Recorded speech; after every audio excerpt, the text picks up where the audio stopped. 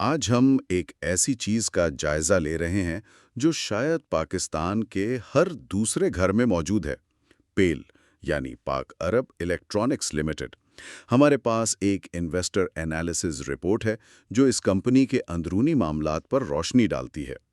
लेकिन आज हमारा मकसद सिर्फ ये जानना नहीं कि कंपनी कैसे चलती है, बल्कि हम एक बड़े सवाल का जवाब तलाश करेंगे। क्या पेल का फ्रिज जो हमारे किचन में खड़ा है वाकई एक पाकिस्तानी प्रोडक्ट है? आज हम इस सवाल का पीछा करेंगे और देखेंगे कि इसका जवाब पाकिस्तान की पूरी मईशत के बारे में क्या बताता है। ये बहुत ज़बरदस्त सवाल है। पेल एक ऐसा नाम है जिस पर लोग भरोसा करते हैं। ये हमारे कल्चर का एक हिस्सा बन चुका है। लेकिन जब हम पर्दे के पीछे देखते हैं, इसकी फैक्ट्री के अंदर, इसकी बैलेंस शीट में, तो एक बिल्कुल मुख्तलिफ कहानी सामने आती है। और ये कहानी सिर्फ पेल की नहीं, बल्कि पाकिस्तान में काम करने वाली हर बड़ी कंपनी की है। चले इसकी गहराई में उतरते हैं। ठीक है, तो शुरू करते हैं बिल्कुल बुनियाद से। एक फ्रिज बनता कैसे है? मुझे लगता है ये कोई बहुत पेचीदा, कोई हाईटेक अमल होगा। रिपोर्ट में तो उसके 7 मराहिल बताए गए हैं। सुनने में 7 मराहिल बहुत ज्यादा लगते हैं, लेकिन हकीकत में ये काफी सीधा साधा अमल है। आप इसे एक बहुत बड़ी महंगी लेगो सेट की तरह समझ सकती हैं। पहले स्टील की शीटों को काटकर और मोड़कर उसकी बॉडी यानी ढांचा बनाया जाता है। फिर उसकी दीवारों के बीच में फोम भरा जाता है ताकि ठंडक बाहर ना निकले। अच्छा, तो ये फोम इंसुलेशन का काम करता है। उसके बाद सबसे अहम हिस्सा आता होगा इसका इंजन यानी कूलिंग सिस्टम। बिल्कुल, उसमें कंप्रेसर, कंडेंसर और दूसरी पाइपें लगाई जाती हैं। इसके बाद वायरिंग और कंट्रोल बोर्ड नस्ब होते हैं। आखिर में दरवाजे, शेल्फें और रबड़ की सीलें लगाई जाती हैं और बस फ्रिज तैयार है। और फिर टेस्टिंग वगैरह होती होगी। जी, फिर इसकी सख्त टेस्टिंग होती है और इसे पैक करके भेज दिया जाता है। यही तरीकाकार थोड़े बहुत फर्क के साथ एसी और वॉशिंग मशीन्स के लिए भी इस्तेमाल होता है। एक मिनट, ये तो सुनने में ऐसा लग रहा है जैसे ये पुर्जे जोड़ने का काम है, मतलब असेंबलिंग। असल कहानी तो ये है कि ये पुर्जे आते कहाँ से हैं। आपने बिल्कुल सही पकड़ा है। असल कहानी पुर्जों में ही छुपी है। और यहीं पर रिपोर्ट में एक ऐसी लाइन लिखी है जो पेल के पूरे कारोबारी मॉडल का खुलासा कर देती है।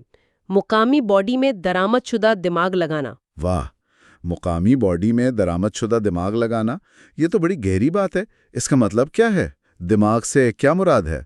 दिमाग से मुराद वो हिस्से हैं जो सबसे ज्यादा अहम और टेक्नोलॉजी पर मबनी हैं, यानी कंप्रेसर जो फ्रिज का दिल है, और इलेक्ट्रॉनिक सर्किट बोर्ड्स यानी पीसीबीज जो उसके तमाम फंक्शंस को कंट्रोल करते हैं।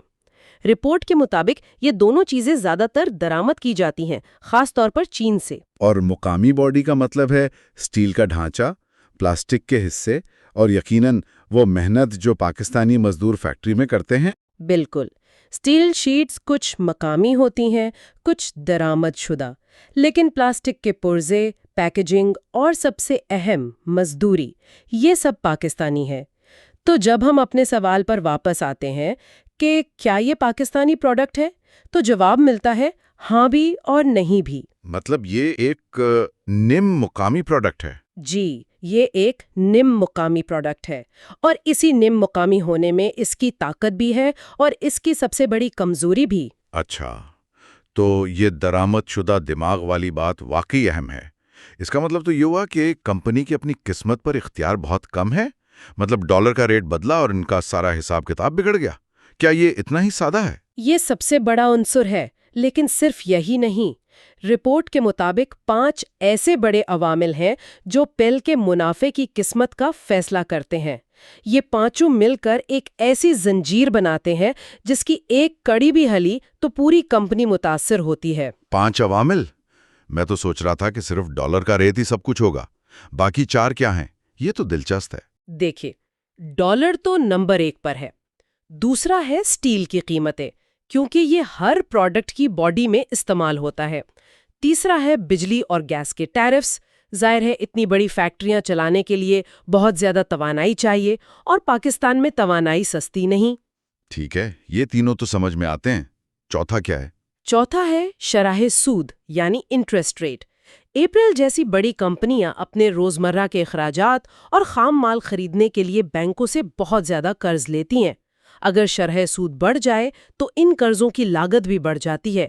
اور پانچواں، جیسا کہ ہم نے ذکر کیا، کمپریسرز کی قیمتیں ہیں جو خود ڈالر سے جڑی ہوئی ہیں۔ یہ تو ایک جال کی طرح ہیں۔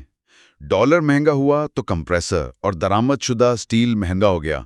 اس مہنگے سامان کو خریدنے کے لیے لیا گیا قرض بھی مہنگے انٹرسٹ ریٹ کی وجہ سے مزید مہنگا ہو گیا، اور پھر اس سب کو فیکٹری میں جوڑنے کے لیے استعمال ہونے والی بجلی بھی مہنگی ہے۔ یہ تو ایک نہ ختم ہونے والا چکر ہے۔ آپ نے بالکل صحیح کہا۔ رپورٹ میں اسے زنجیر کا رد عمل یعنی چین ری ایکشن کہا گیا ہے۔ اسی لیے پیل کا بزنس ماڈل بہت حساس ہے۔ یہ بیرونی معاشی جھٹکوں کے سامنے بہت کمزور ہے۔ اب آپ خود سوچیں، منافع کب کم ہوتا ہوگا؟ جب یہ سارے عوامل اس کے خلاف کام کر رہے ہوں، یعنی ڈالر تیزی سے اوپر جا رہا ہو، حکومت بجلی کی قیمتیں بڑھا دے اور اسٹیٹ بینک شرح سود بڑھا دے، اور شاید ایک اور مسئلہ بھی ہوتا ہوگا، کمپنی فوراً اپنی قیمتیں نہیں بڑھا سکتی ہوگی۔ بالکل، لاگت تو راتوں رات بڑھ جاتی ہے، لیکن مارکیٹ میں مقابلے کی وجہ سے آپ اپنی پروڈکٹ کی قیمت فوراً نہیں بڑھا سکتے۔ اس دوران جو نقصان ہوتا ہے وہ کمپنی کو برداشت کرنا پڑتا ہے۔ اور ایک اور بہت اہم نکتہ ہے، منافع تب بھی کم ہوتا ہے جب مارکیٹ میں مانگ کم ہو، جیسے سردیوں میں۔ فیکٹری تو چل رہی ہے، اس کے مستقل اخراجات جیسے تنخواہیں اور دیکھ بھال تو پورے دینے پڑ رہے ہیں، لیکن اگر پروڈکشن کم ہو تو ہر ایک چیز بنانے کی لاگت بڑھ جاتی ہے۔ تو پھر منافع بڑھتا کب ہے؟ جب یہ سب کچھ الٹ ہو، یعنی روپیہ مستحکم ہو، گرمیوں میں فروخت عروج پر ہو اور شرح سود کم ہو؟ جی، وہ کمپنی کے لیے بہترین وقت ہوتا ہے۔ اور اگر حکومت درآمدات پر ڈیوٹی بڑھا دے تو مقامی کمپنیوں کو مزید فائدہ ہوتا ہے۔ لیکن یہ سب اگر اور مگر پر منحصر ہے۔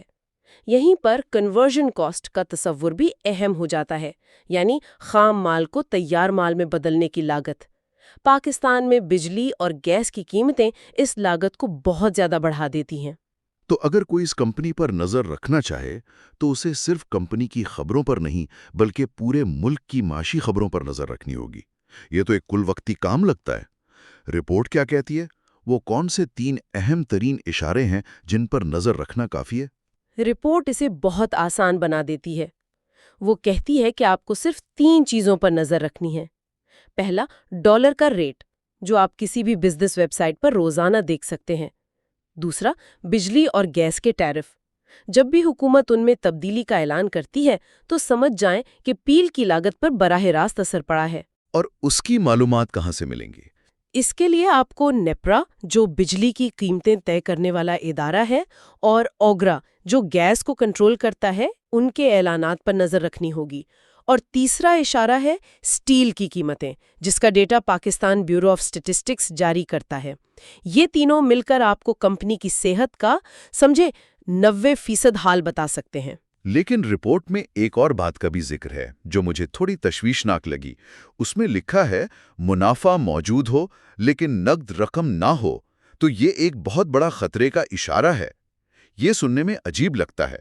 اگر کمپنی منافع کما رہی ہے تو اس کے پاس نقد رقم کیوں نہیں ہوگی؟ یہ ایک بہترین سوال ہے، اور بہت سے سرمایہ کار اسی دھوکے میں رہ جاتے ہیں۔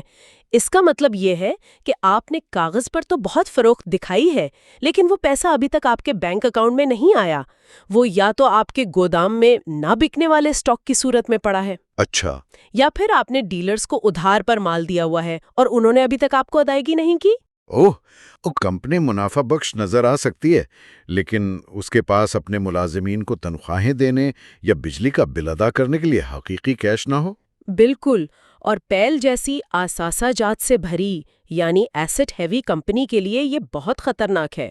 اثاثہ جات سے بھری کا مطلب ہے کہ اس کے پاس بہت بڑی فیکٹریاں، زمین اور مہنگی مشینری ہے۔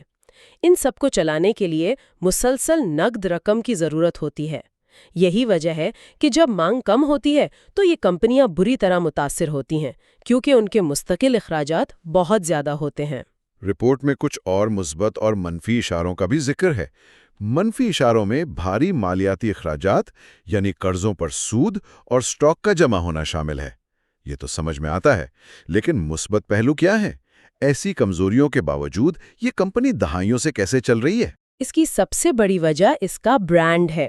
رپورٹ کہتی ہے پرل ایک گھریلو نام ہے، لوگوں کا اس پر اعتماد ہے، یہ اس کا سب سے بڑا اثاثہ ہے۔ دوسرا، اس کا وسیع ڈیلر نیٹ ورک ہے جو ملک کے کونے کونے تک پھیلا ہوا ہے۔ اور تیسرا، درآمدی متبادل کا رجحان۔ جب بھی حکومت باہر سے آنے والی چیزوں کو مہنگا کرتی ہے، پرل جیسی مقامی کمپنیوں کو فائدہ ہوتا ہے۔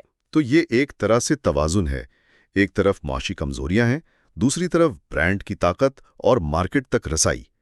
مارکیٹ میں اس کا مقابلہ کن سے ہے؟ اس کا مقابلہ ڈاولنس، جو اب ایک چینی کمپنی ہیئر کی ملکیت ہے، گری اور اورین جیسی کمپنیوں سے ہے۔ یہ سب متوسط آمدنی والے طبقے کو اپنی پروڈکٹس بیچتی ہیں، جو پاکستان کا سب سے بڑا صارف طبقہ ہے۔ لیکن اس مقابلے کی وجہ سے رپورٹ کے مطابق قیمتوں پر اس کا اختیار معمولی ہے، یعنی یہ اپنی مرضی سے قیمتیں بہت زیادہ نہیں بڑھا سکتی۔ تو مستقبل کیسا نظر آتا ہے؟ کیا مواقع ہیں اور کیا خطرات؟ مواقع کئی ہیں۔ جیسے جیسے بجلی مہنگی ہو رہی ہے، توانائی بچانے والی مصنوعات کی مانگ بڑھ رہی ہے، جس میں پیل سرمایہ کاری کر رہی ہے۔ اگر حکومت میڈ ان پاکستان کو فروغ دیتی ہے تو یہ بھی ایک بڑا موقع ہے، اور اگر شرح سود میں کمی آتی ہے تو صارفین کے لیے قرض پر چیزیں خریدنا آسان ہو جاتا ہے، جس سے فروخت بڑھتی ہے۔ اور خطرات؟ مجھے اندازہ ہے کہ وہ وہی پرانے جانے پہچانے ہوں گے۔ جی بالکل وہی۔ ڈالر کا کوئی بڑا جھٹکا، ملک میں توانائی کا بحران، یا چین سے آنے والی سستی درآمدات کا سیلاب، یہ وہ تلواریں ہیں جو ہمیشہ اس کے سر پر لٹکتی رہتی ہیں۔ یہ سب ہمیں رپورٹ کے اس بہترین خلاصے پر واپس لاتا ہے جو اس کمپنی کی پوری کہانی بیان کر دیتا ہے۔ کون سا خلاصہ؟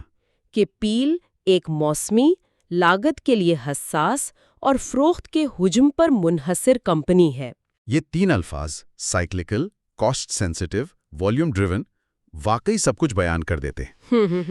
اس کا مطلب یہ ہوا کہ یہ ان لوگوں کے لیے نہیں جو ہر سال ایک مستحکم منافع چاہتے ہیں، یہ ان کے لیے ہے جو معیشت کے اتار چڑھاؤ کو سمجھتے ہیں اور صحیح وقت پر صحیح فیصلہ کر سکتے ہیں۔ بالکل، یہ ایک ایسی کشتی پر سوار ہونے جیسا ہے جو معیشت کی لہروں کے ساتھ اوپر نیچے ہوتی ہے۔ آپ کو موسم کا حال دیکھ کر چپو چلانا پڑتا ہے۔ تو چلیں اپنے اصلی سوال کی طرف واپس آتے ہیں۔ ان سب باتوں کا کیا مطلب ہے؟ پیل کا فریج پاکستانی ہے یا نہیں؟